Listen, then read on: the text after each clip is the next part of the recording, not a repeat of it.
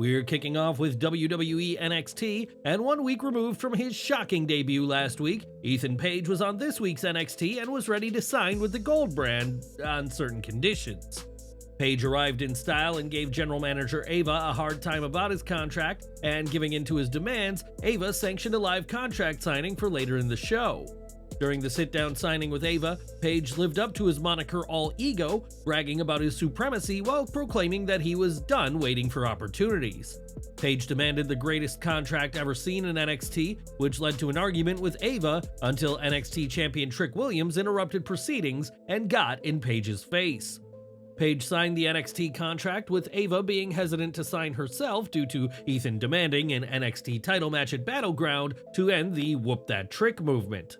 With Trick's assurance, Ava signed the deal, making Page's NXT status and the title match official in what'll be a golden opportunity for Page's debut match in WWE. But what did you make of this angle? Have you been enjoying Ethan Page so far in NXT? Let us know what you think in the comments down below. NXT also saw Jacy Jayne make her return to the Gold brand on this week's show, albeit with a brand new look. Jayne hasn't competed in over a month after she suffered a facial injury during Spring Breakin' Night 2, which saw the Toxic Attraction alum lose to Thea Hale. On this week's show, Jayne returned to TV alongside her ally Jasmine Nix, and Jayne was sporting a protective black face mask. While it remains to be seen whether she is cleared for in-ring action or not, fans will surely be delighted to see one of its top prospects back on NXT television going forward. In recent weeks, Brooks Jensen's discontent in NXT has been palpable, and after he was removed from a live event last weekend, Jensen was yet again in a foul mood this week. During a commercial break, Jensen invaded NXT and had some strong words for the commentators at the show before being swiftly escorted away by security. Upon the show's return, Joseph acknowledged the disruption, hinting at a disarray, while Booker expressed concern for the agitated Jensen, referring to him as "that kid." This is the latest sign of an issue with Jensen, who, as we said, was kicked out of an event in Tampa and brought a sign to the show reading "Brett would book better." This is, of course, a dig at NXT head and Hitman rival Shawn Michaels, and after previously suggesting he'd been let go, we'll have to see what's next for Brooks Jensen. Even with CM Punk's injury, the Best in the World and Drew McIntyre have continued their feud, with both taking digs at one another on WWE events and beyond. This week, McIntyre found himself inside WWE's new headquarters in Stamford, which features a massive LED screen that McIntyre was very happy to use. While the screen was featuring promotional material for Clash of the Castle, McIntyre had a staff member change it so that instead it showed a very sad-looking CM Punk. This image of Punk comes from the night he disclosed the triceps injury that stopped him from competing at WrestleMania, an injury McIntyre has taken credit for. When Punk is eventually cleared, fans can expect this feud to continue in the ring, but what have you made of it so far? Sound off below in the comments. It's not just on the main roster where CM Punk has been active, as he has also been at several NXT events where he has been imparting wisdom to the young roster.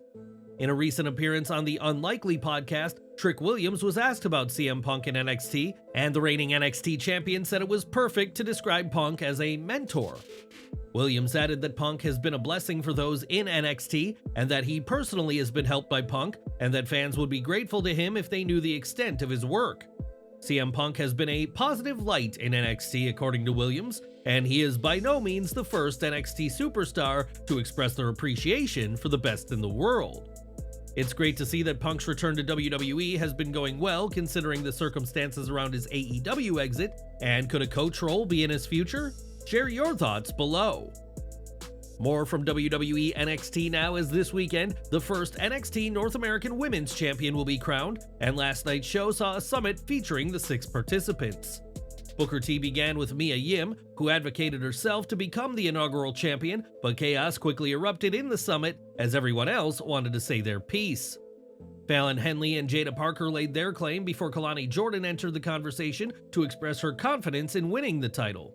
Sol Ruca, the first woman to qualify for the upcoming ladder match, tried to say her piece, but she was interrupted by Lash Legend, who had some words of her own. Jada Parker would then take a jab at Legend's alleged relationship with Trick Williams, and things erupted even further before Mr. Stone stepped in on behalf of Ava. Stone shared that a 6-woman tag team match would take place later in the show, giving these competitors a chance to get physical before the all-important ladder match at Battleground.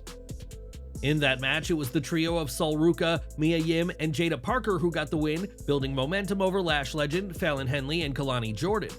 Ruca got the win with the Soul Snatcher on Legend before having a moment with the title. And who do you expect to see become the first NXT North American Women's Champion? One of the biggest stories going into NXT surrounded Jordynne Grace, who after her arrival last week was set to compete in her first singles match in a WWE ring. That match came against Stevie Turner, and Grace arrived once again with her TNA Knockouts World Championship, as well as a top reading the message NXTNA on the back. Big Mama Pump displayed an excellent showing against Turner, who was also looking to make her mark at the expense of the TNA Knockouts World Champion. In the end though, Grace used a top rope move followed by planting her opponent on the mat and securing the win over Stevie Turner in her first WWE win. Right after the match, she was confronted by Roxanne Perez, who sat the entire match on commentary, and the pair got physical before Perez slid out of the ring to safety. What did you make of Grace's first singles match in WWE? And would you like to see more of her in NXT after Battleground? Let us know in the comments. In just a few years with WWE, Tiffany Stratton has become one of the most captivating women in the company, with many predicting a bright future for her on the main roster. Now, the former NXT Women's Champion is ready to try her skills in entertainment out of the ring, as The Hollywood Reporter has revealed that Stratton has inked a deal with Paradigm. With this deal, Paradigm will represent Stratton across various platforms including film, TV, books, graphic novels, brand partnerships, speaking engagements, and more. Paradigm has confidence in Stratton, especially given WWE's increased visibility as of late, which will only grow next January when the 10-year deal with Netflix gets underway. Stratton isn't the first superstar to join the Paradigm agency, as Damian Priest joined just a few months ago, and both hope to see transitional success like John Cena and The Rock. Tiffany recently shared that she would like to be in Hollywood by the time she's 30, and joining Paradigm is a huge step to making that goal a reality. At just 25 years old, Stratton has a long career in the ring ahead of her, but don't be surprised if we start seeing much more of the SmackDown superstar outside of WWE. It was at AEW Dynasty that Samoa Joe's time as AEW World Champion came to an end, as he lost the gold to Swerve Strickland in the show's main event. Joe has had a handful of matches since then, which have seen him flatten Isaiah Cassidy and Dom Kubrick, and now the veteran has his sights set on a rematch with Swerve. During an appearance on the Busted Open Radio podcast, Joe reflected on his title reign and said he's willing to work his way back into the world title picture. He said, "I mean, obviously it's always a tremendous honor whenever you're carrying the heavyweight championship or the world championship, and I took it as such. Anytime that I've been given the opportunity to step into that role, I try to go out there and give it our best shot and get people to tune in and see what we're doing, so yeah, that's about as much as I can say about it. It was a good time, and I look forward to getting back there sooner than later." It is unclear when exactly Joe will re-enter the world title picture, if it happens, as right now, Swerve's next challenger has been confirmed to be Will Ospreay. Ospreay and Strickland will face off at Forbidden Door later this month, but whoever holds the title after this event may have an angry Samoa Joe waiting for them. Would you like to see Samoa Joe get another shot at the AEW World Championship? Or is it time he steps aside after already having his run? Give your thoughts in the comments below. On this week's Raw, a QR code flashed at the end of the match between Sheamus and Ludwig Kaiser, and scanning the image took fans to a website with multiple options. The top link featured an eerie video featuring messages and images from the Firefly Funhouse, as well as a blurred image of Raw Talk hosts Megan Morant and Sam Roberts. This image also had the message, "See you tonight," and sure enough, another creepy video played right at the start of the Raw Talk show. This lengthy message interrupted the opening and mentioned that the Day of Reckoning is upon us, as a mysterious voice stated, "I have shown you signs and wonders, yet you don't believe? I offered you hope, freedom from the pit. You spit in my face, mock my family, question my timing. One last chance, an opportunity to repent, but my patience runs thin. There is a reckoning coming. Your belief is indifferent, it is inevitable. You will learn you are finite, and you shall all behold what you have become." As the show began, the hosts Morant and Roberts were visibly frightened by the mysterious activities, including what they just witnessed. WWE is effectively building anticipation for the return of Uncle Howdy and his rumored new stable, with fans awaiting more clues and the eventual culmination of this storyline. What are your thoughts on the Dark Force invading WWE Raw Talk's opening video with a stern warning? And what do you think is next? Sound off in the comments. At NXT Battleground, Shayna Baszler and Lola Vice will compete in an NXT Underground match, which typically sees opponents battle it out in MMA style in a ring without ropes. This time, though, things could be different, as Fightful Select reports that there has been a pitch for the match to take place inside a UFC octagon. Given that the show will be at the UFC Apex, there will certainly be a cage available to WWE, but it is unclear at this time whether this idea will go ahead. On NXT, a hype package for the match played with the UFC alums sharing their predictions, and we'll have to see whether Baszler and Vice are confined to the cage at Battleground. In more women's action from this week's NXT, Jasmine Nix defeated Thea Hale in the latest setback for one of the most popular women in NXT today. Hale's momentum after beating Jacy Jayne at Spring Breakin' continues to suffer, and a rushed finish and drama with Chase U at ringside only further took the shine off the young star. In a backstage attack, Shawn Spears laid out Josh Briggs with a steel chair, and Javon Evans stepped up to Spears and brawled with him in the ring. The young OG caught him with a back body drop off the announce table, then a springboard cutter in the ring, and it's hard to think of someone booked better so quickly than Evans. As for Spears, he has had a rocky start in his new NXT run, but a battle with Javon Evans could be the perfect spot, especially with how popular Evans is becoming. The victim in all this was Briggs, who is lost in the current booking climate and is far removed from the NXT North American title picture he was in not too long ago. With the NXT Heritage Cup on the line, Tony D'Angelo picked up the first fall on Damon Kemp, and in the fourth round got another win with the Spinebuster.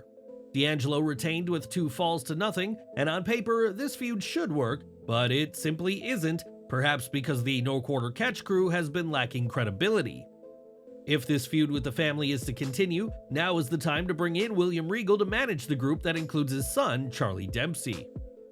WWE veteran Natalya picked up a win over Izzy Dame this week, and while the match needed more time, the fact that Dame meshed well with Natalya bodes well for her future. It was rather odd to see Natalya win after she told everyone that she needed a change on Raw, but it's clear her NXT work is separate from her main roster story. Joe Coffey, Mark Coffey, and Wolfgang beat down Tyreek Igwe and Tyson DuPont ahead of an expected tag match, then promised to take the NXT North American Championship. Oba Femi and Wes Lee confronted Gallus, but both men got beat down by the trio of heavy hitters, in perhaps the first time we've seen Femi manhandled with relative ease. Gallus needed this opportunity to look dominant. This segment argued that Joe should be considered the favorite in this upcoming title match triple threat at Battleground. Over to TNA Wrestling next, as the company has seen a ton of changes this year, and now another major change could make the company's weekly show much more accessible. Fightful Select reports that in addition to TNA Impact airing on Axis, the show will also air at 8 p.m. Eastern on the TNA Plus app, starting with this week's episode. Previously, Impact was available on demand on the TNA Plus app at 10 p.m. Eastern, and this new 8 p.m. streaming option will be included in all TNA Plus plans. TNA is making a lot of big moves both on and off screen, and with rumors of NXT talent showing up, fans will be pleased that they'll be able to watch TNA much sooner on the app. Now, WWE 2K24 was released earlier this year and proved to be a huge success, so it's no wonder why fans are anticipating what could be in store with WWE 2K25. WWE has kept silent about a potential follow-up game, but Mike Johnson of PW Insider reports this week that WWE 2K25 is already well underway. While an exact release date for the game remains unclear, it's worth noting that every WWE 2K game since 2K22 has typically been launched in March, ahead of WrestleMania season. After the mixed response to 2K20, the promotion and 2K have gotten back on track with their games, and we'll just have to wait and see what 2K25 has in store when it's released. But what would you like to see be a feature in WWE 2K25? Is there a classic mode that you want to see brought back? If so, let us know in the comments below. Since turning heel in 2022, Christian Cage has become one of the most loathsome names in AEW, especially among those on the roster who have lost their father. The likes of Jack Perry, Brian Pillman Jr., Wardlow, and Nick Wayne have all faced such lines, and there are some who believe Cage goes too far every time. On a recent edition of the Insight podcast, Cage was asked about getting away with what he said and revealed that he doesn't speak with management about his promos. He explained, "I've never told anybody what I'm gonna say. Never had it cleared with anybody. I've never asked anybody. I just go out there and do it. It's one of those things. You have to be willing to go places that others are unwilling to go in order to stand out, especially in this day and age. I saw an opportunity that I could jump on, I took it, and I wrote it, and sometimes things happen that you're not expecting to happen. I said one phrase, and it turned into a wildfire. I just embraced it and ran with it." Addressing his dead father comments, Cage stated that such remarks have helped him stand out among the AEW roster and made it clear he isn't really apologetic about the comments. "I don't even know how this happened, it just did. It's like when a shark senses blood in the water, you attack it, so that's what happened. I saw an opportunity in that, and I attacked it. Like I said, the only way to stand out to me in this day and age is to be different. And it's hard to be different when a lot of things have been done or are being done, and it's very much a copycat business. If something's working, you see people start to do it. I'm seeing the influence that a lot of characters, not just on our show, but on other shows as well. So when that happens, you start saying, okay, what I'm doing is working here." On the podcast, the former TNT champion shared that he has 3 years left on his current AEW deal and will reassess his future once his deal concludes. With that in mind, there could be many more years of Christian Cage in AEW, and that will come as unfortunate news for any on the roster whose fathers may be in failing health. On this week's Raw, Liv Morgan continued her mind games with Dominic Mysterio as she made advances on him, though it appears Dirty Dom wasn't entirely against what she was doing. After the show went off the air though, Morgan wasn't finished as on Twitter, she shared a photo of herself kissing Dominic again, though this time it was Dominic's face on a WWE truck. In the caption, Morgan referenced the Katy Perry song of her message, "I kissed a boy and I liked it," and unlike last week, this kiss is one that everyone has been able to see. Last week's kiss on Raw was unfortunately cut off for some viewers as Raw ran over its allotted time and WWE did not want the same to happen with their segment this week. Fightful Select reports that Dominic and Morgan were given plenty of time to tell their story and that timing issues were tightened up after last week's mishap. Morgan's focus on Dominic hasn't just been on WWE TV and Twitter though, as on Instagram, Dominic shared a video revealing that Liv has liked every single post he's ever made. In response, Morgan took to her Instagram to drop a comment on the same post, telling the Judgment Day member, "I like it when you show me off."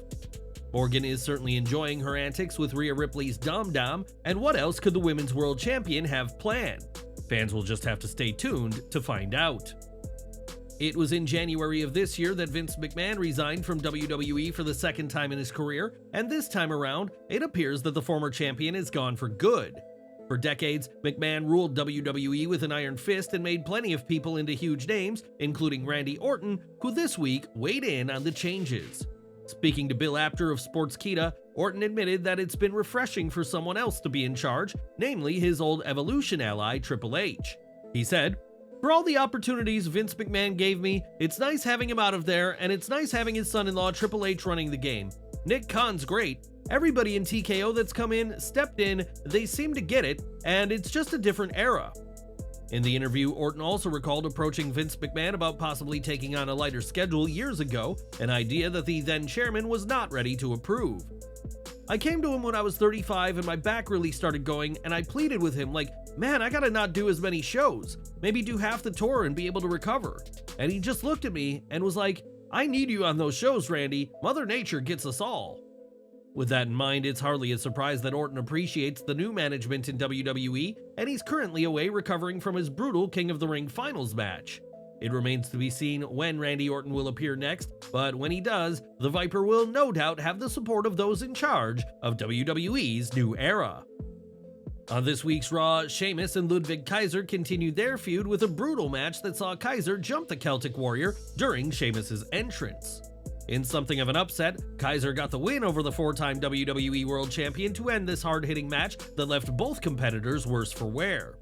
According to Fightful Select, this match earned a ton of praise backstage, and we'll have to see what's next for the pair after this brutal encounter. What did you think of the match, and where would you like to see this feud go next? Let us know in the comments section down below. Bron Breakker was also on this week's Raw, and the former NXT champion defeated Ricochet and was prepared to do more damage until Ilya Dragunov made the save. Breakker has been on the warpath on the main roster, just ask Cal Dixon, and his interactions with Adam Pearce have also helped him stand out on the Red brand. Fightful Select reports that WWE has been very happy with Breakker's performance so far on the main roster, as well as his interactions with the Raw general manager. Bron is already a two-time NXT champion and former NXT Tag Team champion, and many expect huge things for him on the main roster. As for right now, Breakker will continue his one-man war with the Raw roster, and while he's at odds with Adam Pearce, it seems inevitable that Bron will soon be moving up the card. It's been over 2 years since Big E suffered a broken neck during an episode of SmackDown, and ever since then, the former WWE champion has worked hard to try and get back to 100%. This week, Big E took to Instagram and shared that he underwent stem cell therapy at Rejuve Stem Clinic and Wellness in Cancun and made the trip with MVP. Stem cell therapy has proven to be hugely beneficial to the recovery of wrestlers, with Rob Van Dam, Rey Mysterio, and Kevin Nash all undergoing treatment to aid with nagging injuries. Shotzi also recently underwent stem cell treatment that will benefit her ACL injury, as she's been out of action since February of this year. As for Big E, he said he's made peace with the idea that he may never wrestle again, and we're continuing to send our very best to him on his recovery. And we're ending with Jinder Mahal, who was released for the second time from WWE, but now fans have learned of his first post-WWE appearance and his post-WWE name. WrestleCade took to Twitter to share that the former WWE champion will be at their upcoming convention in November of this year, and shared that he'll now be going by the name Raj Desi. The ex-superstar has made clear that he's not done wrestling yet, and we'll have to see what Raj Desi achieves now that his WWE career is a thing of the past.